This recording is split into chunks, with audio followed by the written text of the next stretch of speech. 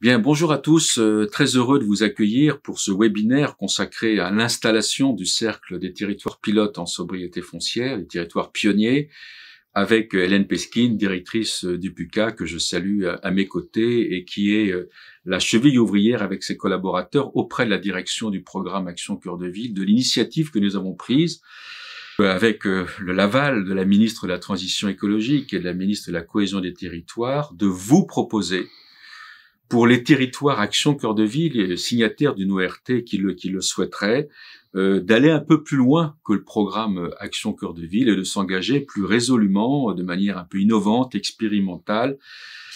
de baser votre développement urbain sur les principes de la sobriété foncière. Nous sommes à un moment à la fois, bien sûr, de crise extrêmement aiguë, mais aussi de peut-être un changement de paradigme. Le programme Action Cœur de Ville a pu y contribuer, mais surtout vos actions sur le terrain, dans vos villes et dans vos agglomérations. De plus en plus de nos compatriotes aspirent à vivre dans une ville à taille humaine, que sont nos villes moyennes, qui à la fois présentent tous les avantages de la ville et en même temps sont une ville, je dirais, du quart d'heure où tout est plus proche et où les conditions de vie sont beaucoup plus agréables à tout point de vue. Et que cette nouvelle attractivité des villes moyennes, elle peut être consolidée. Elle va d'ailleurs être consolidée par la qualité de son développement urbain. Et c'est, je dirais, dans cette perspective et dans ce contexte que notre initiative territoire pilote de sobriété foncière prend tout son sens. Peut-être que antérieurement, l'idée qu'on soit plus sobre en matière d'usage de l'espace n'était pas considérée comme quelque chose d'important. Aujourd'hui, c'est probablement un atout. Et avec Hélène Pesquine, nous avons déjà été dans cette ville territoire pionnier et à chaque fois, nous avons été très impressionnés par la qualité de la réflexion, la profondeur de la réflexion, qui nous incitait à dire que finalement,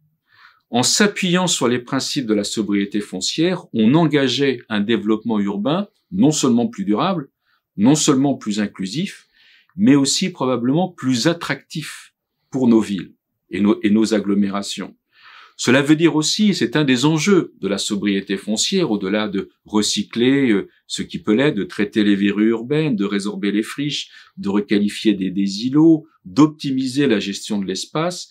qu'il nous faut collectivement, et vous, mesdames et messieurs les maires et présidents d'agglomération, et vos équipes municipales et intercommunales, réinventer une nouvelle forme de densité, où il nous faut à la fois concilier le fait qu'on souhaite lutter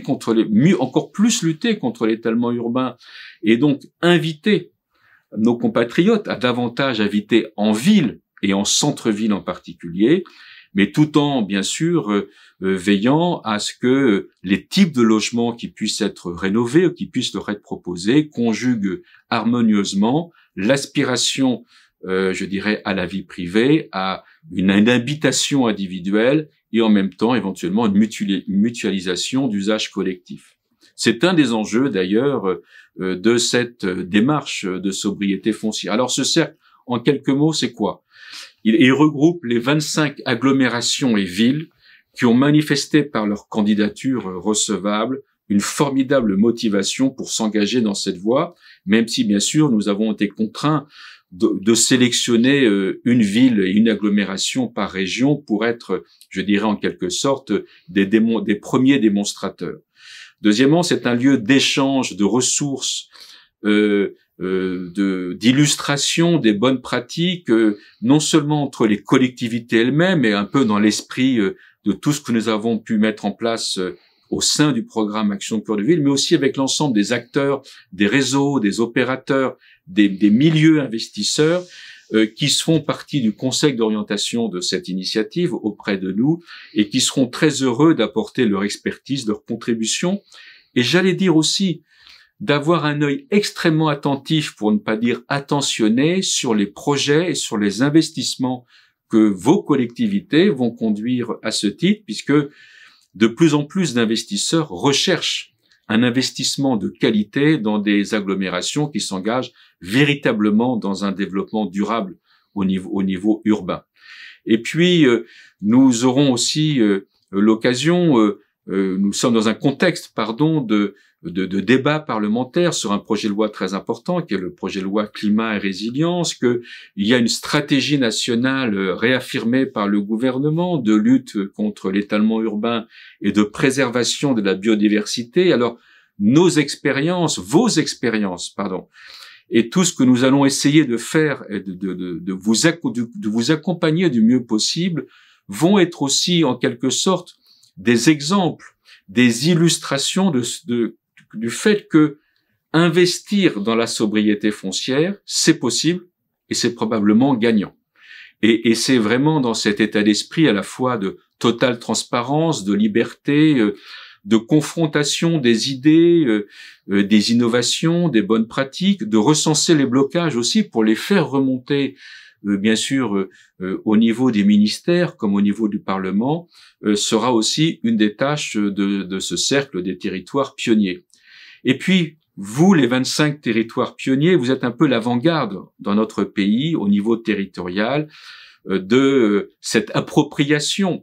de cette reconquête un petit peu de notre aménagement urbain. Et donc, tout au long des prochains mois et aussi des prochaines années, mais d'ores et déjà des prochains mois, nous allons aussi écrire avec vous une histoire, la communiquer, la valoriser et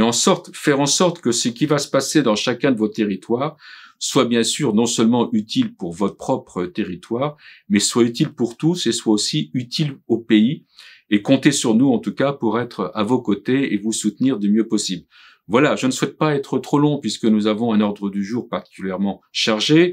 Nous nous sommes engagés à terminer à 18h, donc je reprendrai la parole aussi en conclusion pour vous donner quelques perspectives en termes de calendrier, de méthode de travail. Mais sans plus attendre, Madame Emmanuelle Wargon a bien voulu accepter de nous faire l'honneur d'installer officiellement ce cercle des territoires pionniers de la sobriété foncière. Donc je lui donne la parole. Ensuite, nous entendrons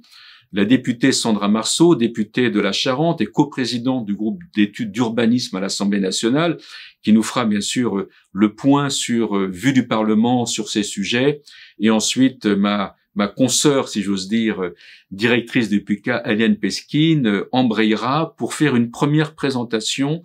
je dirais, de retour d'expérience des 7